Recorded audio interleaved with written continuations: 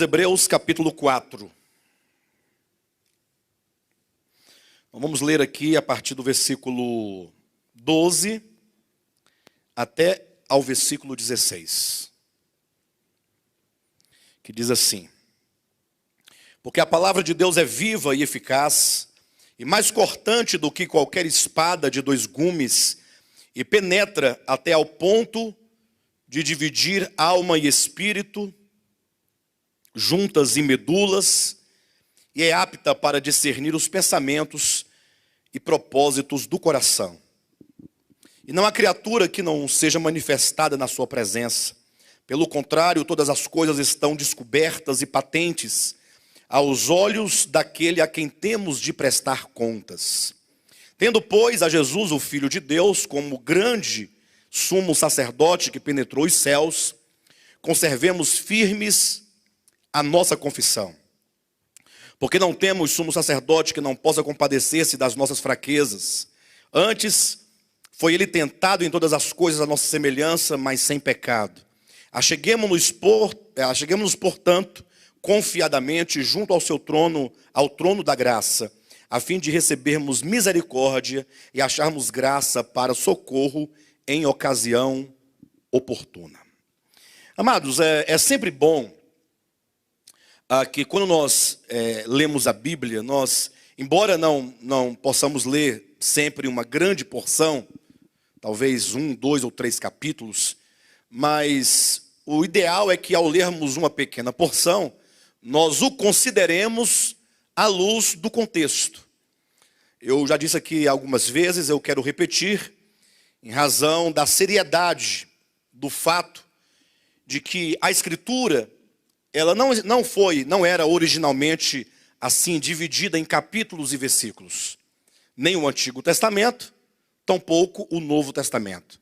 Ocorre que, com o passar do tempo, os organizadores da Escritura, que foram reunindo os livros, e posteriormente os editores, eles viram a necessidade de separar as porções em capítulos e estes em versículos.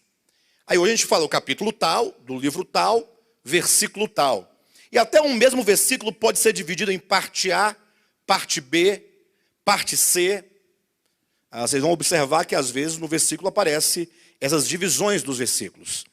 Ocorre que, a despeito de ser bom esse método, para que nós localizemos algum aspecto importante ou específico da Escritura, ocorre que isso se tornou, ou trouxe um grande prejuízo para os leitores da Escritura, porque a partir de então, as pessoas passaram a ler a Escritura fragmentada.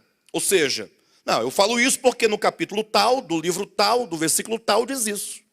Aí você vai lá no capítulo tal, versículo tal, do livro tal, você fala, de fato, está escrito mesmo, interessante.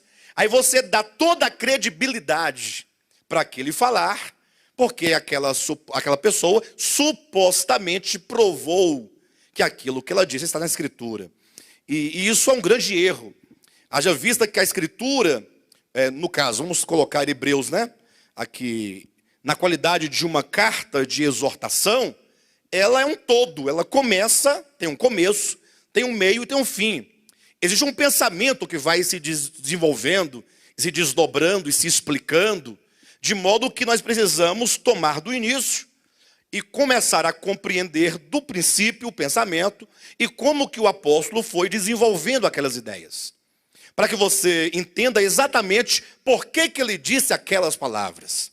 Por exemplo, aqui em Hebreus capítulo 4, nós encontramos que versículos 12 e 13, que são 2 versículos extremamente importantes e muito citados por muitos pregadores, quando diz que a palavra de Deus é viva e eficaz, e mais cortante do que qualquer espada de dois gumes, e que penetra no homem, até o ponto de dividir alma e espírito juntas e medulas, e é apta para discernir os pensamentos e os propósitos do coração.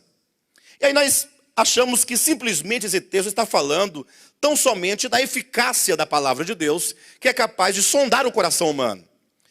Entretanto, quando nós colocamos ou lemos e procuramos entender tais palavras dentro do contexto de Hebreus, nós vamos verificar que desde o capítulo 2, quando o apóstolo começa com a primeira exortação. Qual é a primeira exortação no capítulo 2? Que nós devemos nos apegar com mais firmeza às verdades ouvidas. E o que ele diz